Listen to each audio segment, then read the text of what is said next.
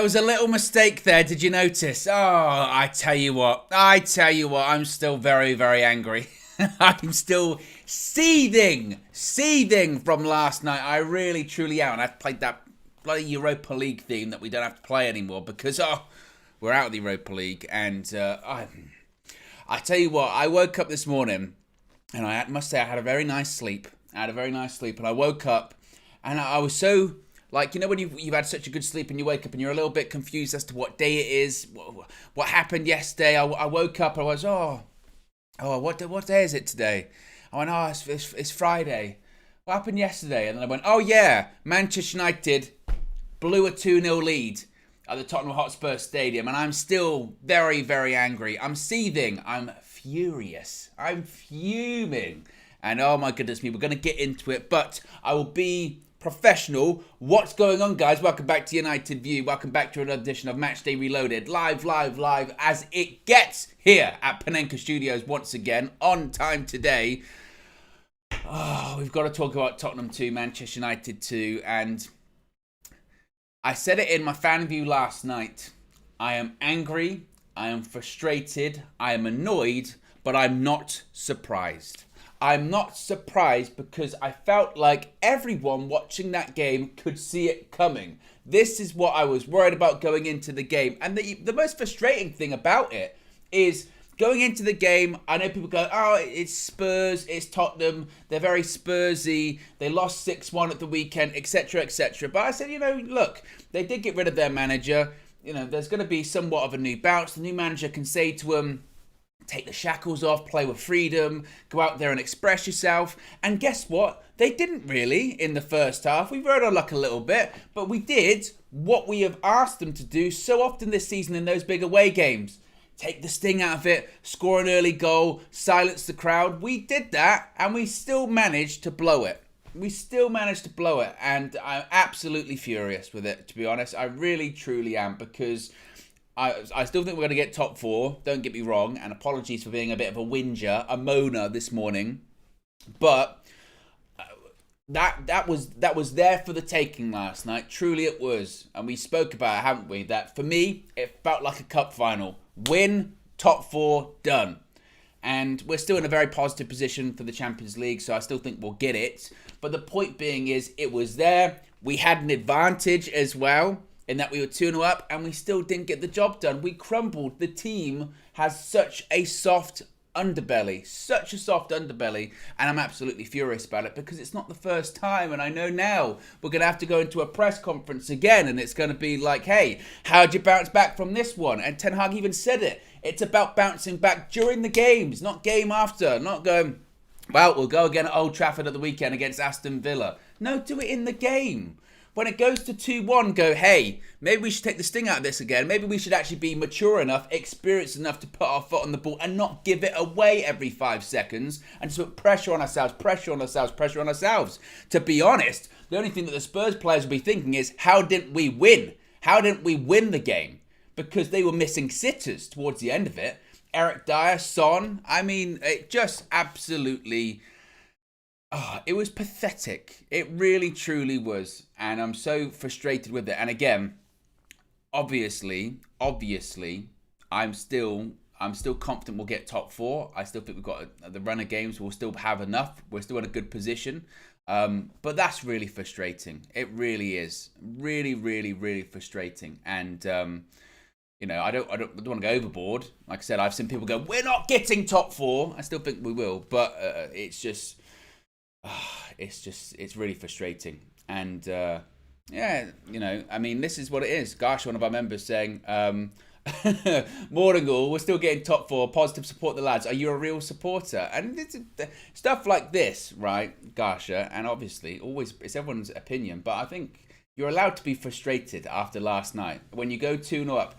Let's paint the situation here. Do you know how wild it is you've got a stadium full of fans, that want to boo their team, okay? They're not happy with their situation. They're not happy with their players. They're not happy with their chairman. And they were booing them. They were protesting them. They had banners up, Levy out, all that kind of stuff. They booed them off at half time. And 45 minutes later, they're cheering when the Spurs go marching in. And you know why? It's because we allowed them to do that. And I find it absolutely baffling. I really, really do. And so disappointing. Obviously, this morning we're going to get reactions from Flex, KG, Marcel, Mina, Kenny also as well. It's just... WJ Barrett with the super chat already says, Owen, I'm at peace. Have herbal tea. Call Marcel. Well, as I said, it's not... It's more frustration. It's not... I'm not angry because we've blown getting in the top four or anything like that, because I don't think we have. As I've said, if you look at the Premier League table, we're still in a really positive position, but it could be done. That's the frustrating thing. It could be done. And yet again, I've seen a second half performance this season, or a partial performance, where there was nothing redeemable from that second half. Nothing. And for all the praise that these players have been given this season, and justifiably so, the criticism I think is just as valid after yesterday, because we've seen it time and time again. Away from home, do I have to list off the games once again? Liverpool, Brentford, Man City, Newcastle. I had the Spurs one into it, and I can continue on. My concern is, I think Aston Villa's going to be a really tough game at the weekend, but we're at home and our record's good at home. But Brighton Thursday now really, really worries me, because if we play like we did in the second half yesterday against Brighton, next Thursday, it won't be 2-2. They will beat us like that. I know Brighton's form's been somewhat inconsistent recently, but man, like, that is just unacceptable. And the worst thing is that we've seen it so many times this season. And some of the substitutions that came on, we're going to talk about them a bit more in depth, but not only did I think Ten Hag got those substitutions wrong, but at the same time, I think the logic behind some of them was justifiable. I think the midfield did completely evaporate and disappear in the second half, so you bring Fred on thinking, we're going to get some energy, we're going to get some legs, and what you don't anticipate is Fred to come on the pitch and not complete barely a single pass in the second half. It was scandalous performances in the second half all around. You know, Rashford scored a goal in the first half. Second half, he might as well have not been on the pitch. You know, it was just absolutely insane. Really is. See what some of you guys are saying as well. Tank says away record isn't good. What happened to casual Casemiro? C says Erik ten Hag needs to stop moving Bruno out to the wing just to play Weghorst in a 10. I thought Weghorst was poor when he came on as well. Red says disgusting second half performances. Wizard said United got so many issues before Erik ten Hag took over. To be honest, they're capable of things going wrong. I mean, I don't, I've seen some people really go harsh on Ten Hag. I think he got his subs wrong. I think that's fair to say. You're allowed to criticise and say he got the substitutions wrong. He's got them right 99% of the season, in my opinion. I think he's somewhat, handcuffed because, again, he's assuming that these players he's bringing on aren't going to drop complete stinkers like they did. And the players that he brought on were the fresh players, and they just barely ran around at all, And I think, again, that's unacceptable too. I've seen people say this, like Nathan said, 120 minutes literally 3 days ago. But that's why he made the subs, and that's why he made them early. Because second half, okay, there's an argument to be made about some of them being not so fresh. But, Weghorst didn't play 120 minutes. Fred didn't play 120 minutes. Martial played 80. I think it was something like that. He didn't play 120 minutes. There's no excuse for some of the performances in the second half, particularly from the substitutes. And again, I just think there's lots of excuses that could be made. But the reality is, when you're in the Premier League and you're 2-0 up away from home against the side that lost 6-1 at the weekend, against the side which the atmosphere was toxic in the stadium, to throw it away, it's just, again, I think it's unacceptable. Really is unacceptable. And as Ten Hag described it in his press conference, situational leadership. Where was that? Where is anyone taking leadership of that second half? Because watching it, you knew it was coming. That's the frustrating thing too. Even when it went to 2-1, you then had Son miss that sitter, Eric Dyer miss that sitter, and you're just watching the game knowing they're going to score. Not even, oh, they might. No, they're going to score. They're going to equalise, and they did. They did. And even the second goal that we conceded, defensively, it's so simple as well. De Gea ball up the pitch, Rashford doesn't win the header. It's then a pass, which Malacia, I don't know what he's doing from his position. Steps forward, steps back, ball into the box. Dallo doesn't know over his shoulder. Son, goal. That's too easy. That is just way too easy. And that, again, not good enough. And it was coming. It literally took them to have a chance that basically they couldn't miss to score because we gave them so many. And it is so frustrating. I mean, like I said, last night, fortunately, I did fan views with KG and Kenny first before I did mine because I was absolutely seething. Daniel Luciano has been a member for 2 months. Says, morning Owen, always my favourite show is Matchday Reloaded.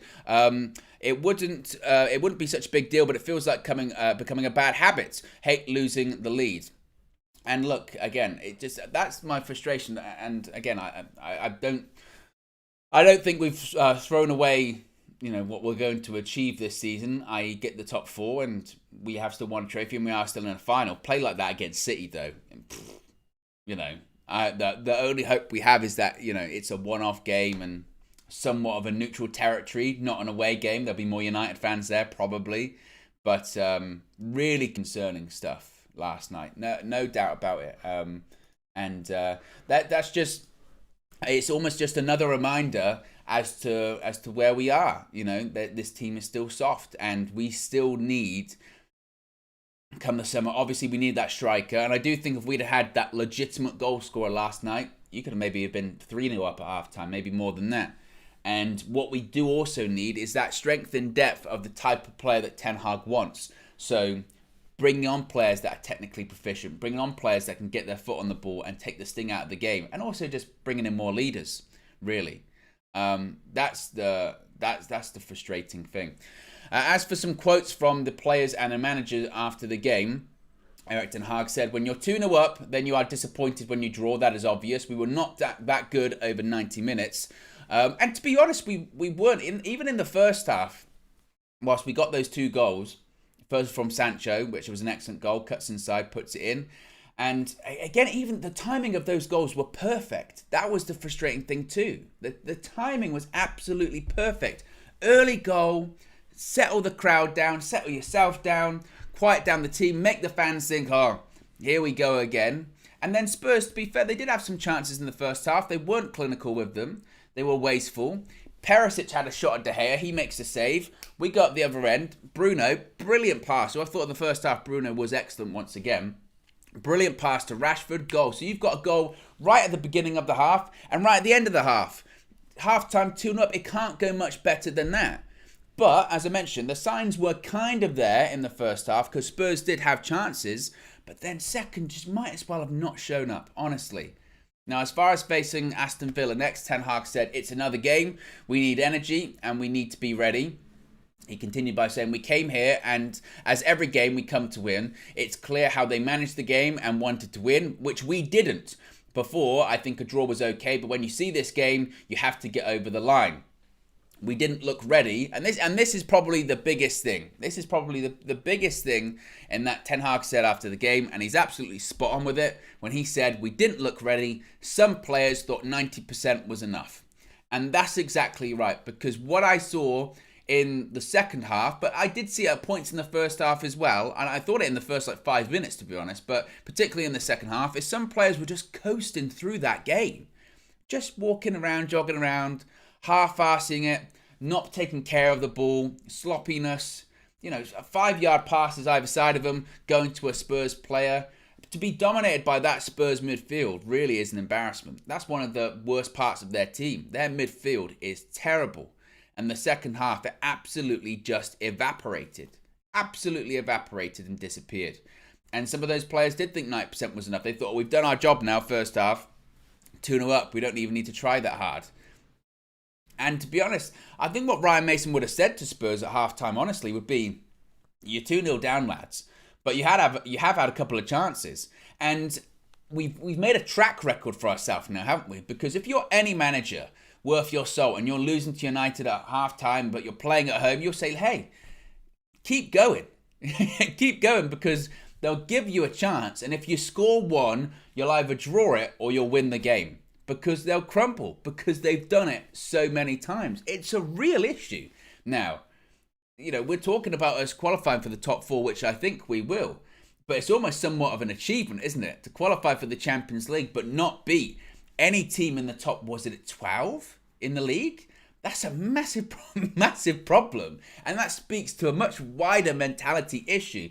Even when you're getting layups, which is what last night was, a layup against a Spurs side that are struggling, the crowd are booing them, they don't like the players, they don't like the club, and we still manage to throw it away. Still. And that is unacceptable. It really is. Christian Eriksen says, quote, I think we missed the last percentage of really taking the game and finishing off. I think we took a bit of the gas off, and that was our problem. There's still a few games to go. We need to keep going and get to the belief to finish it off. We need to get over the line.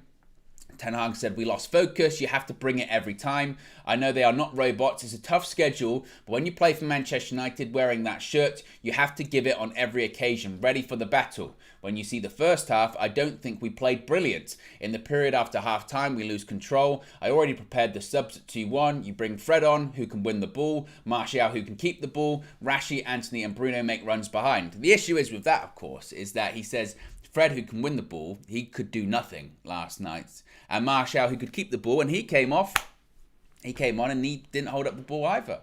And again, it was incredibly frustrating. Owen Style Advisor says people are talking like Spurs are crap, they're 5th. But even that, you say that though, but their form is shocking. Going into the game last night, they'd won 1 in their last 5 games, I think. You know, they've been poor. Obviously, they are 5th, but this is a Spurs side that's there for the taking. And we blew it. There's no way of dressing it up. You have to keep the same energy. If you can laugh at Arsenal for blowing 2-goal leads and say that they bottled it, we did too. We absolutely bottled that. There was an opportunity there for the taking. Get top 4, secure it with this victory, and we blew it. And now we've got to make sure that we get results in our next couple of games, because we can be angry here today, but if we beat Villa and we beat Brighton, it's near enough done. It's no problem. It's no issue. Aston Villa at the weekend, very difficult. Brighton, very difficult. And to be honest, given the form that particularly that Aston Villa are in, and Brighton away from home as well, if we play like we did second half, that's going to be a long day at Old Trafford and a long day at the Amex, honestly. But let's get into some reaction, and then we'll talk about players more individually. First of all, from Flex, he was outside the Tottenham Hotspur Stadium last night. Here are his thoughts on the 2-2 draw. Exactly what I said in terms of our mentality away from home being a problem, the pressure getting to us has absolutely happened again. But this time it's actually worse. It's actually worse because we were 2 goals up and cruising in the game. We've absolutely allowed that Spurs side to get some confidence. We've allowed them to settle. We allowed them to score 2 goals in the second half and to leave that game feeling disappointed that they actually didn't win. And it's just typical. It's just typical of us on the road. I'm so frustrated because we've bottled it again.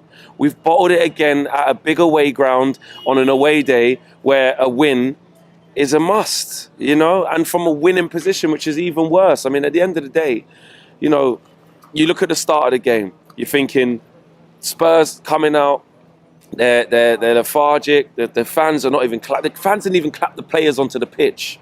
I didn't even realise the game was starting. I didn't even realise the players had walked out. That's how dead it was in there. Because of their confidence is on the floor. We score after 6 minutes. Fantastic. And you know what? Even at 1-0, we were still conceding dangerous moments, dangerous chances. We wasn't totally in control of that game in any point. I know people can say we were 2-0 up and, you know, obviously we were cruising in the game in terms of the scoreline. But actually, if you look at what actually happened, we were good for the first sort of 5-10 minutes and then we get a goal to show for it.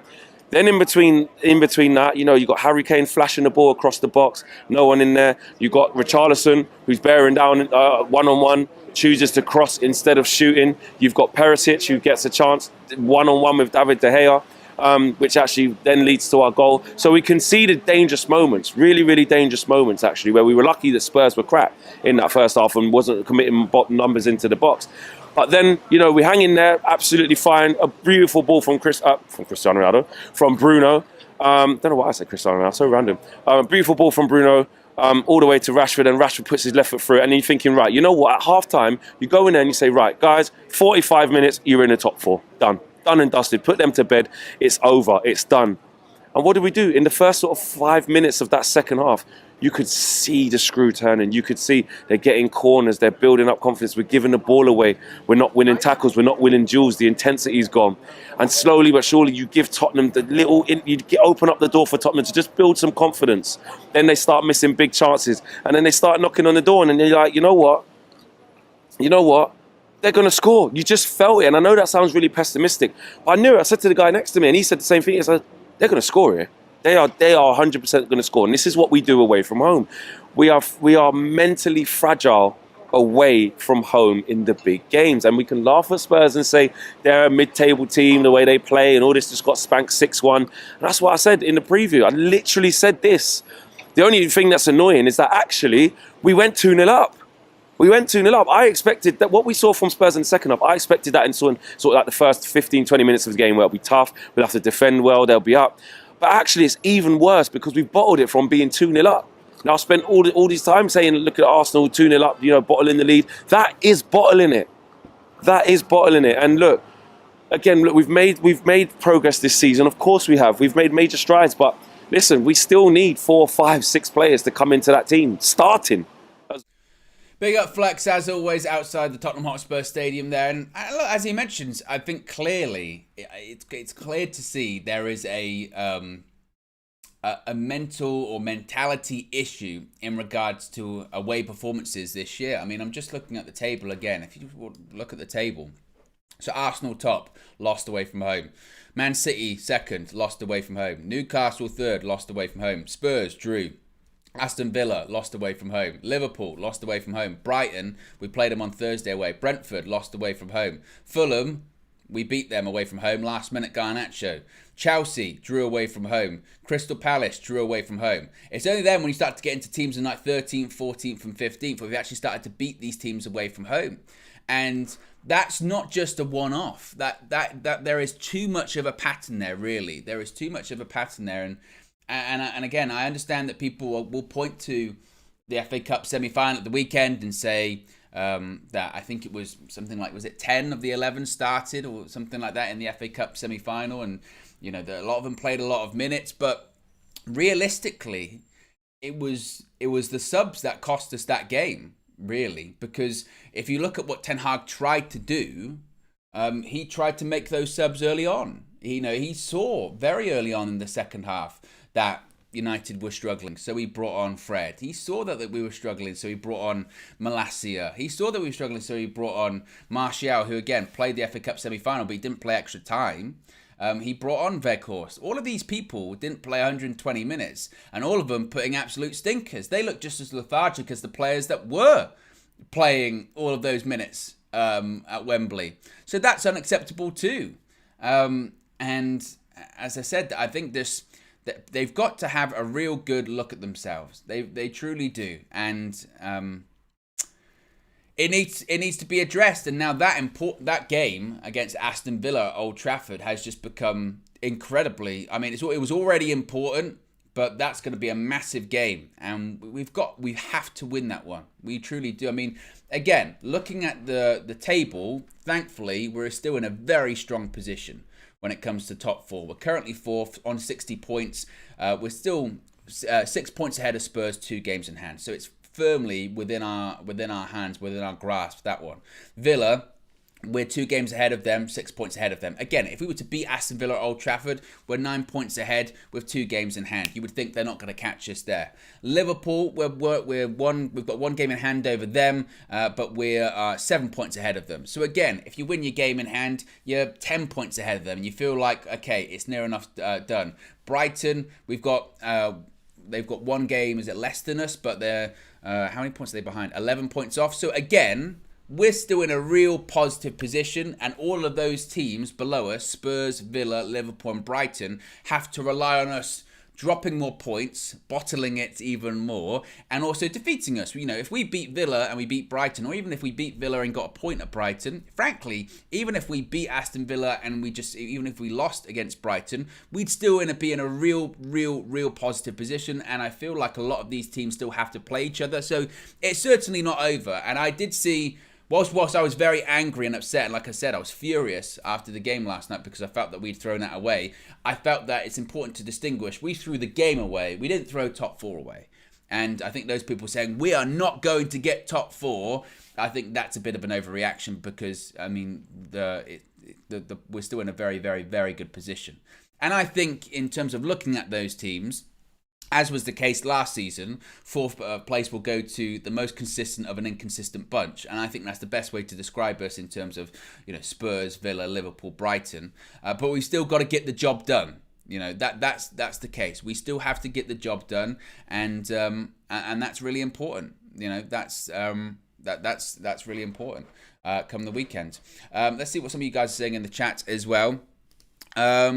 Diva says we need to 2 win minimum to get top 4. Daniela says 3 wins and it's done. What else are we saying in here as well? Monzar says bottling leads is a testament of bench. Scoring first is a testament of the first 11.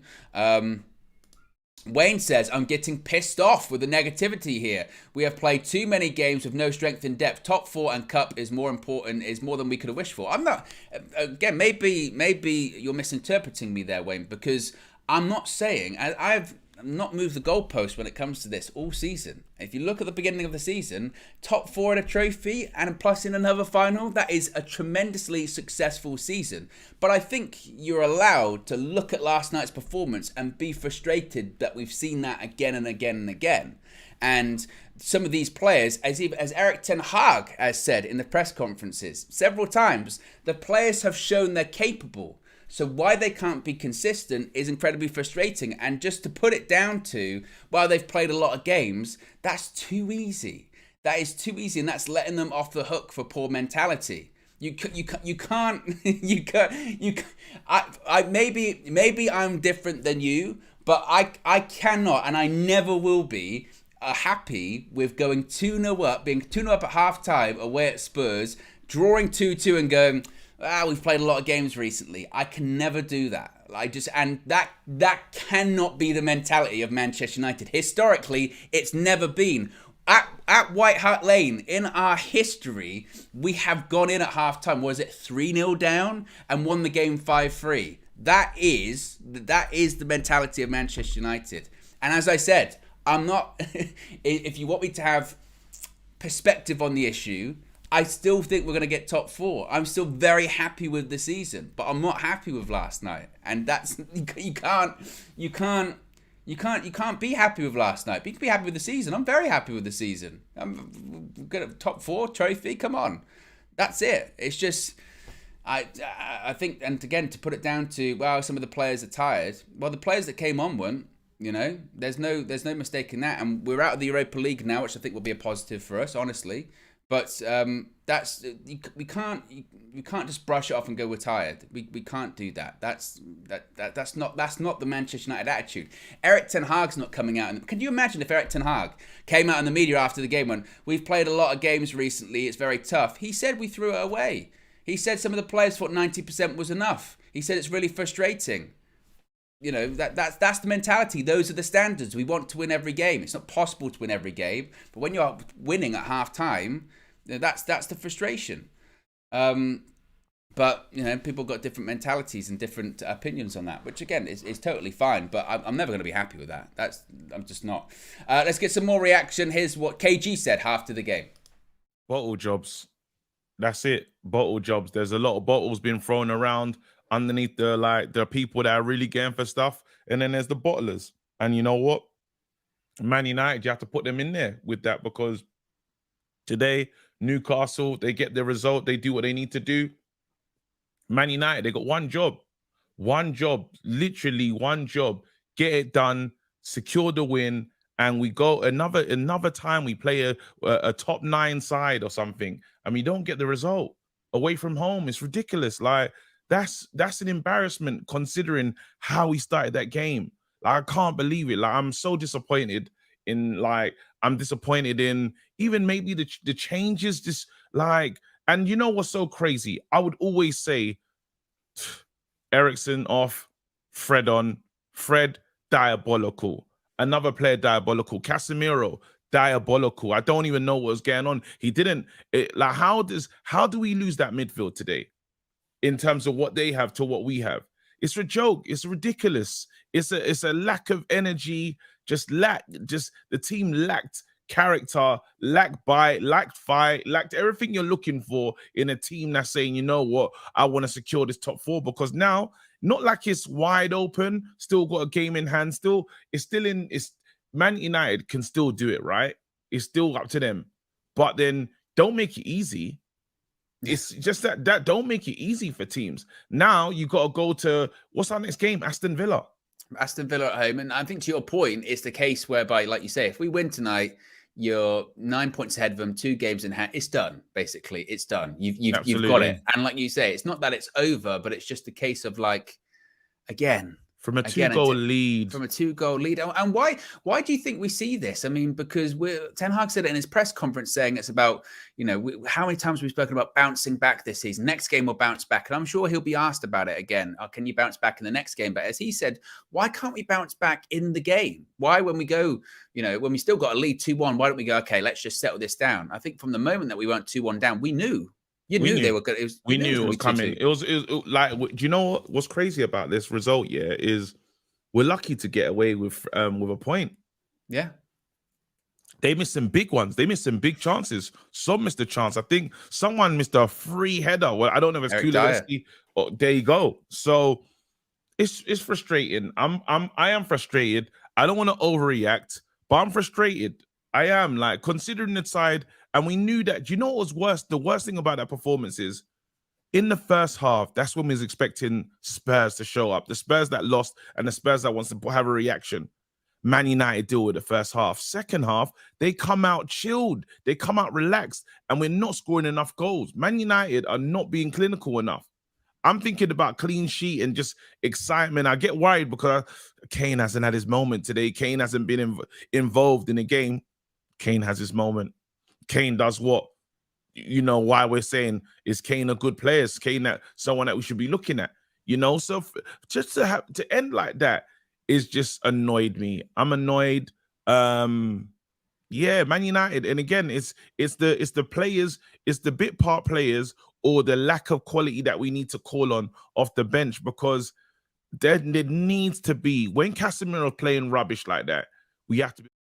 Big up KG, as always. Got a member chat here from Lil Yo's been a member for 8 months. Says, adrenaline in my soul. Fred and Veghorst lost the ball. Big up Owen in Panenka Studios. Yes, big up Lil Yo-Yo's been a member for 8 months. Appreciate 8 months of support. Christopher with the super chat here says, our players lack fire. We don't have fighters. Compare our squad with other teams that we have more quality, just not enough fire. That's why heads drop. Again, I think just... again, it's not dropping down. I think that's maybe encapsulating what I'm saying when it comes to just soft. There is a soft underbelly. There's a soft mentality with this team, and it's been there all season. So I suppose you can't expect it to just go away overnight. But it's the frustrating thing is, as I said, last night was a layup. And last night for the first half we did get things right and we still managed to throw it away, and it's not the first time this season. I mean, you think back to the Liverpool game, what was the score at half time? 1-0. And then second half we still managed to throw that away. Just again, very, very frustrating. And And maybe part of the frustration does come from knowing that, realistically, for the top four, we'll be okay. We'll be fine. But we could be a lot less stressed, and we've made it a little bit more difficult for ourselves because we now have these big games coming up. Because if we'd have won that game last night, you'd have gone into that Villa game thinking, okay, we just won that game. We just got through to a FA Cup final. And, even if the results don't necessarily go our way, we're still in a good position. It's just... that's the frustrating thing about it, certainly. About some other players as well. Who do I want to talk about first? I'll go on a bit of positive as well. Is that first half, as I mentioned, I thought Jadon Sancho played really well. I thought he was unfortunate to come off, to be honest, in the second half. I thought Sancho played well. He obviously scored his goal. He was unlucky, he had a shot cleared off the line as well. Bruno Fernandes, there was so much debate and discussion, wasn't there, about is he going to make the game? He is still yet, this is pretty incredible, he's still yet to miss a game through injury in his entire career. His entire career. The only games he's missed in his career have been through suspension and illness. He hasn't missed a game through an injury, which is nuts. That, as a statistic goes. And how old is Bruno Fernandes? 27, 28, 29, something like that? Unbelievable. And you saw in the first half why you risk him, why he's important, because he's just the heartbeat of everything that we do. His ball for Marcus Rashford for that second goal, it's just absolutely fantastic. And his vision, his passing was fantastic. So I thought he did very well in the first half, as did Jadon Sancho, as did a lot of the players. But it kind of, the second half dropping down kind of, takes away from that a little bit, doesn't it? I do want to talk about Casemiro too, because since his suspension, if you'd have told me that Casemiro has come back since his suspension, I'd have think you've been lying. Because the Casemiro prior to serving his 4-match ban and the Casemiro since then, night and day. I don't know what's going on with Casemiro at the moment, because last night, again, he was...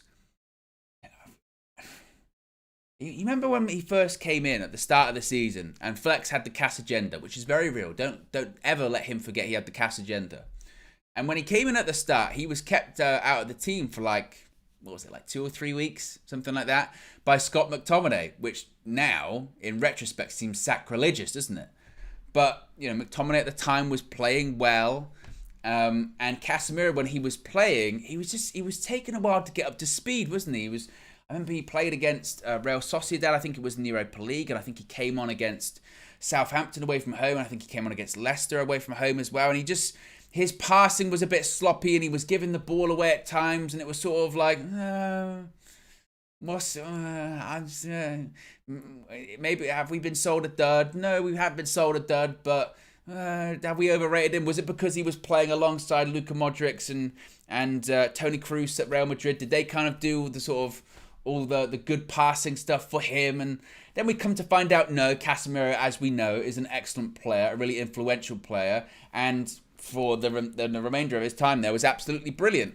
But in the more recent games, he's just, that sloppiness has just crept back into him, and he was doing it a lot yesterday of just, again, giving the ball away, or winning it back but then giving the ball away again, or giving it away in really bad areas, or maybe where he was winning it back previously, he's not. And I don't know, and I honestly, I wouldn't blame him if he's second guessing himself about putting himself into tackles or what have you, because it does look like in some of these more recent performances that he's playing a bit more on a leash again.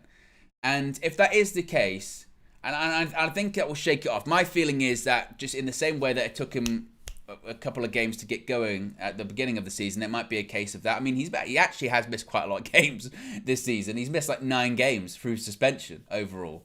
So maybe it's just a case of getting back up to speed or getting match rhythm again. I don't know. But if it's got to the point where he feels he has to second guess himself about putting tackles in, then to the referees, I'm trying to use my correct words here, F you referees, the PGMLO is bullshit, because some of those suspensions still this season are a disgrace. For instance, did you see at the Etihad on Wednesday, what were they doing? Oh yes, They're grabbing him around the collar and the neck and all that kind of stuff. No red card, because guess what? As I said at the time, that happens every single game. You see it a million times in the Premier League, and the referees don't do anything about it because it's a coming together and they go, enough, separate, maybe a booking at most, but we move on. But those trigger-happy referees with Casemiro, I mean, I felt bad for him at the weekend, honestly, against Brighton, because he did one tackle and they booked him. One. Literally one tackle, they booked him. And Brighton, heaven forbid they gave a yellow card. And I could understand if maybe he is thinking to himself, I don't want to put a tackle, or I don't want to... Those sort of 50-50s that previously he would have, you know, he would have really gone in for. He's sort of thinking, should I really do it? And you know, maybe that's a thing. I don't know. Maybe I'm giving too much of an excuse. I'm not sure, but still, I think that I do think he'll get back up to speed. But the games recently he has been particularly poor. It must be said. Be sure to smash a like on the like button, guys. Got over 400 people watching. Less than 100 likes. Less than 100 likes. And to be honest with Casemiro too, even if he is playing on a leash, he's still getting booked near enough every game. So I'd just say to him, mate, don't worry about it. They're going to book you anyway. So just do your thing. Sing Games, welcome to the UV Members Club, latest member of the United View Members Club. There was a couple of real big things in the Members Club recently. There was a post that went up that said, what emojis do you want to see? You know, if you're part of the UVMC, you get all of the custom emojis. There's a million of them. I used to be able to list them off. I can't list them off anymore because there's so many. But a post went up the other day. What are your suggestions? What emojis do you want to see? I've seen people say they want a Kenny emoji. They want a judge emoji. Someone said they want a goalpost emoji, i.e. shifting the goalposts. Yeah, let us know in there. If you are a member, you can go find that on the community tab on the channel. You can put your recommendations in, and we at Team UV will have a discussion about what emojis could come in. They're always fun as well. Like for instance, you know, red card, yellow cards. They're fantastic, and I'm sure we'll develop lots more. So yes, let us know which ones you want to see. Let's get some more reaction. Speaking of emojis, I think there's at least two. There's at least 2 or maybe 3 of Marcel. And here's what he had to say after the draw against Spurs yesterday. Disappointing, obviously, to drop the points. You know, we had this game wrapped up after the first half. You could see that, you know, you was going to go on to go maybe score 3 and 4, but disappointing for us to lose in the manner. Or it does feel like a loss. I'm not, you know, I'm massively upset about the fact that we dropped points, but just the manner of in which you drop them, you know, the game, the energy from the team kind of sucked out of the team after the 50, 60 minutes. Ten Hag tries to throw subs at the problem, doesn't really work. But, you know, positive from the game, Rashi scores. Haven't really seen him, you know, get involved in terms of scoring goals and hasn't really been brilliant. But today, a bit more of a pressing, tenacity, a bit of fight. And we saw all kind of the qualities that we've been seeing when Man United played well in that first half. But today, even Sancho scoring early, goal, very silky finish. But I don't know, man. I'm kind of upset in the fact that obviously, you know, Casemiro again, for maybe the second or third game in a row has really been below par. We could talk about, you know, players that were below par, but I wanted to think about the positives of the first half. Yeah. Bruno Fernandes, obviously he was a doubt coming into the game. Mm-hmm. Great assist for the Rashford goal. What did you make of his performance, and what did you think about shifting him to the right in the second half, and then Weghorst coming on? Takes him out of the game. You know, just on the last question, it takes him out of the game on the right. You know, he wants to be in and amongst it. He's a dynamic player, fighting everyone, challenges, puts his body on the line, moaning about the game. He needs to be in and amongst it to feel the game. So when you play him out wide, it's a little bit different.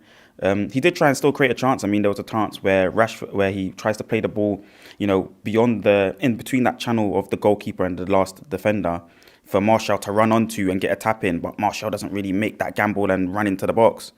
So he's still creative out wide. It's just once you take him out from the middle, a little bit different. Fantastic though in the first half. You know, very creative for Rashford's goal, finding the space. He's so brilliant at understanding where the space is and to pass it into it with a good weight of pass, finding his attacker, and Rashford obviously scores. And there was plenty of opportunity, plenty of moments where we could pick that out, where he was playing really good passes, really good defensive work. And the first half was really, really good from everyone. It's so surprising that it drops off in the way that it does. Ten Hag has to definitely look at that. What do you think went wrong in the second half? Subs, mentality. Fatigue. We've been playing for three games a week for 7, 8, 9, 10 weeks beyond. So always that first half it's taxing, it's physical, and then the second half, if it's 11 players and they're playing at a high tense level. I think we just don't have that killer instinct to carry on with the quality of football that we're playing. Do you think we can hold on to top four? What do you think is the most important fixtures coming up now after dropping 2 points today at Spurs? Or do you see it as 2 points dropped? I do see it as 2 points dropped. I still think there's important games. I remember saying, I think it was maybe a few months ago on a full view with yourself and OWEN and stuff, and we were saying, when does it look like we can answer the question of, are we in the top four? And I said around the 28th, I said this game.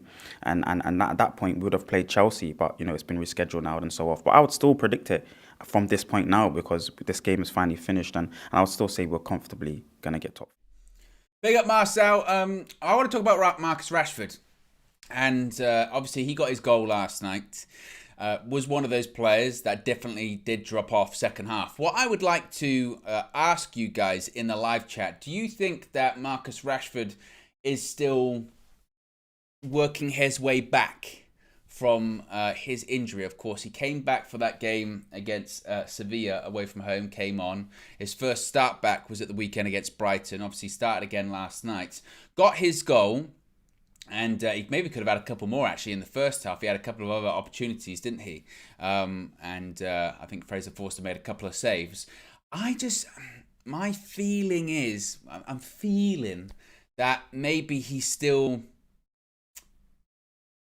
working his way back from injury, because he doesn't feel like the same Rashford of a few months ago, shall we say. He doesn't feel the same, and again last night, particularly in the second half, he is sort of, and it's difficult to criticise him obviously, because look, he scored so many goals this season. What is it, 29 goals I think in all competitions this season. He's had the best season of his career, and he has been absolutely brilliant. But sometimes when he's not on and he's not playing particularly well, he doesn't do what, say, Anthony does on the other side, where he does his defensive duties really diligently. And not that you're carrying him, but then you sort of start to go, well, okay, what are you offering then? Like, what are you doing? Because as I mentioned, second half yesterday, there was a couple of times where Spurs had opportunities that stemmed from Rashford, really simple pass, really soft giving the ball away. But at the same time, he got a goal. He got an assist as well. So you would say overall, you go, wow, he contributed, he got a goal and he got an assist, and he did. But I still do think, just watching him, I just have this, I don't know, this feeling that maybe he's still coming back from that injury, and he's still trying to get up to speed with the injury. But what do you guys think? I'm not sure. See what you guys are saying. James said he played well yesterday too.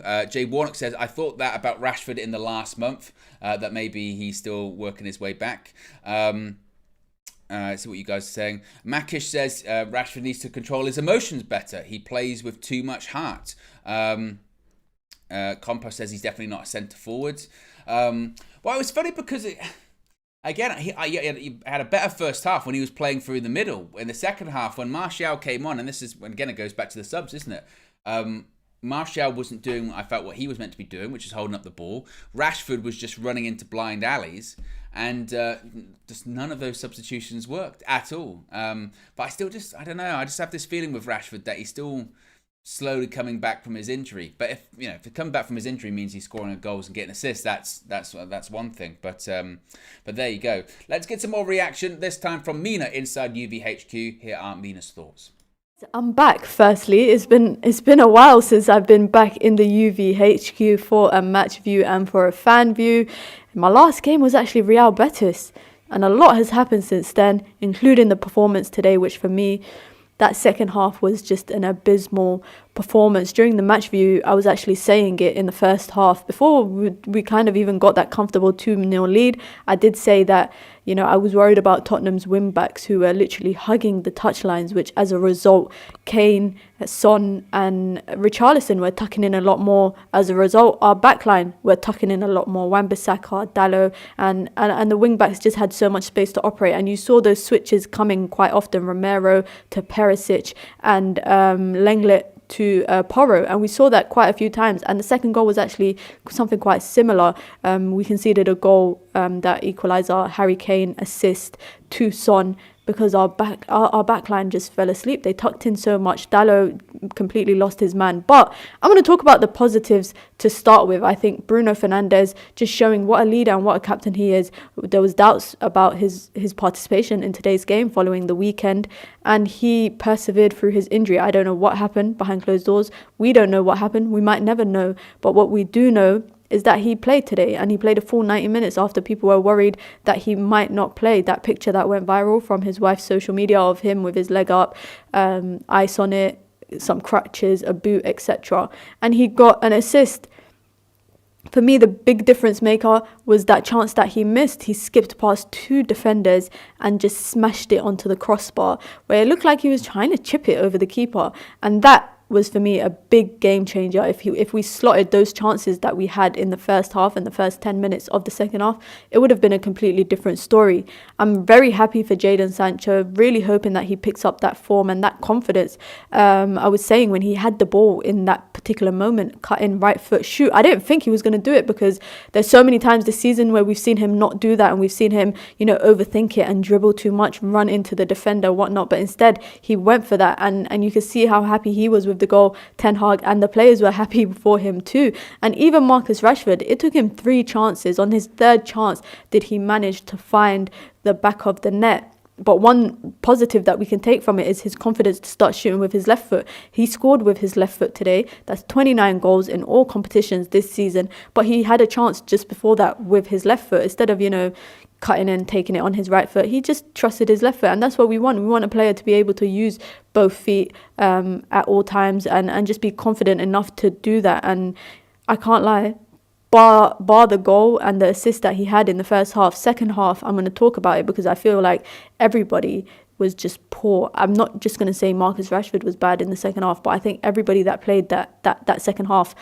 after the 70th minute was just bad. Credit goes to Victor Lindelof and Luke Shaw as they continue to try build this partnership in the back line. Luke Shaw spends a lot of time upfield when we have the ball in transition, trying to build out through the back, what Martinez used to be quite useful with. And it's nice to see him be able to do that because we know how good he is in possession. Aaron Wan-Bissaka defensively is so solid. He, you know, we talk about what he lacks going forward, but we need to praise him for his defensive stuff. I saw someone calling him Wham Bam as a nickname. I might start calling him that, or like KG calls. Big up, Basax. Big up, Vida, as always, inside UVHQ. I think she is right. I felt actually quite bad for Luke Shaw and Victor Lindelof throughout the game last night because I thought first half, Luke Shaw at left centre-back was absolutely brilliant. He really was. He showed everything. I mean, his composure on the ball, his reading of the game, his recovery pace. I think clearly that for me, that's the centre-back partnership for the remainder of the season. Obviously, Maguire wasn't even involved in the squad yesterday because he picked up an injury in training, according to Ten Hag. So I don't even know if he even would be available for the game on Sunday. But I think, again, I felt bad for the centre-backs in the second half because, honestly, they were just so exposed because when you've got no midfield and there's nothing in the middle and you're just getting wave upon wave upon wave of attack, what are you supposed to do? And then from the wings as well, from the flanks, there's no protection because you're just getting balls in the box. I think they did more than they could do last night, Shaw and Lindelof. I thought Lindelof a couple of times made some really important headers and blocks. As I said, Shaw, I thought was carrying the ball out of the defence well too. So, I felt, actually, I really did sympathise with them, honestly. So, you know, I'm happy with that centre-back partnership for the remainder of the season, honestly. And again, I would hope that they would start at the weekend against Aston Villa at Old Trafford. But again, I thought they were unfortunate because they kind of got let down by their teammates, honestly. So credit to them. And Wan-Bissaka at right back, I thought in the first half did well. Dalot as well, I would keep him at left back because I think after some of the cameos that Malacia has been doing recently, I don't think he's earned the right to be starting in any other game. So I think the back four would remain the same against Villa. I think it would be Dalot, I think it would be Shaw, I think it would be Lindelof, and I think it would be Wan-Bissaka as well. Exactly. The sirens are going because it was criminal what happened at the Tottenham Hotspur Stadium yesterday. Let's finally get some more reaction, this time from Kenny. I spoke to Kenny after the game. Did he think it were poor, lad? Get our act together again for that final running. We have to get our act together because it could have. Surely we can't give all them points away now. We knew that Newcastle. We knew Newcastle were nailed for third, didn't we? We knew it because they're playing so well. And I know Wembley's a long way off. I know Wembley's long, but City showed last night what clinical finishing is. That's how you finish a team off. We just couldn't do it tonight. For all the good football we played, and we were playing some great football at times. But can you remember a tackle? Can you remember a tackle that Tottenham put in? When it got to two apiece, they changed the formation. They went to 5-4-1. They were happy. They got the draw. They I looked at it just second half. That it's become. We were chatting before we started recording. That it's too familiar, isn't it? Like the moment, like you said, the moment they scored one, we went, here we go. It's going to be 2-2, and frankly, it could have been 3. It could have been 4 for them in the second half. And Dyer's miss was coming. Dyer's miss was shocking. Like you said, Son missed a sitter as well, and they were knocking at the door, and you knew we were hanging on. And it even felt to the point, even as a United fan, at points you're watching that second half, going, if we come out of this with a win, we don't deserve it. You know, we don't deserve it at all. When he blew the whistle, I thought that's a point we shouldn't have got. That's a point we should. It's probably a fair result, a draw. Probably a fair result, if we're being honest. Yeah, in the first half, that should have been 4-0. If that's Manchester City, if that's Newcastle, well, we're not Newcastle, that is 4-0 at half time. They emptied the stadium, didn't they? They put them to the sword that badly that everyone leaves and they go, I've had enough of it. And we nearly got them because they booed them at half time. Exactly. We thought that was it. That was enough. And I think that was part of the problem, probably. We thought we'd done the job and we hadn't. We hadn't. And I thought Kane when he did Malacia tonight, and Malacia, I thought, wow, lad. But say you're a left back, it was poor. It was poor. I thought Dalot at the back. I thought the left-hand side in the first half, I thought was outstanding. I did. Eriksen, Dalot and Sancho, I thought were really good. Sancho's tracking back was really good. And that's what we've not been getting from Rashford or Martial. I thought he was good. He took his goal. He was unlucky not to get a second. Then it's a different game, obviously. But as you always say, we go again at weekend. We have to beat Aston Villa at home. Yeah, we have to beat Aston Villa. Because if we lose to lose at Aston Villa, we get nervous. There's 6 and 7 games left. There's 21 points left. There's 21 points. We should now be saying, we'll be playing Barcelona and Real Madrid next season and Bayern Munich. And we're still not saying it, are we? We're still not saying it because we know what our team is capable of doing. And Brighton could quite easily turn us over next week over there. Quite easily. Absolutely. And it's probably thankful that we're not in the Europa League. It's probably thankful we're not in the Europa League. We're going to end up playing 61 games this season, which is a record. It's the second most games Manchester United have ever played in their history. 62 is the most. It's a lot. But to be fair tonight, it wasn't that they looked leggy or whatever. They looked fit as fiddles. They were good. They were good. And it was the fresh players that came on second half that were the worst players. Exactly. Big up, Kenny, as always. Always a pleasure talking to Eric Ten Hag after the game, hearing his thoughts on any Manchester United performance, that is. But there you go, guys. Look, we move on. All eyes now turn forward to Sunday, Old Trafford, Manchester United versus Aston Villa. I believe it's a 2:00 kickoff. Before then as well, it's all a go at United View, and it's all a go at Manchester United. Today is the deadline, Friday the 28th of April, 10 p.m. I believe is the deadline for the third and final bids for Manchester United. Sheikh Jassim, he's going to be putting in another bid. Sir Jim Ratcliffe, he's going to be putting in another bid. What bid it is and what the crux of the bid are going to be very interesting. Previously, we had heard he wanted to buy the Glazers' majority stake. Now that we've heard that Maybe he wants to buy 50% and the Glazers will keep, a percentage and they're going to stay at the club. I don't know. Obviously, there'll be other offers from minority investments and ownerships as well. So we're going to be covering all that today. I think there might be a video that drops sometime mid-afternoon discussing it. Of course, once those bids will go in, I'll be live later on this evening, tonight,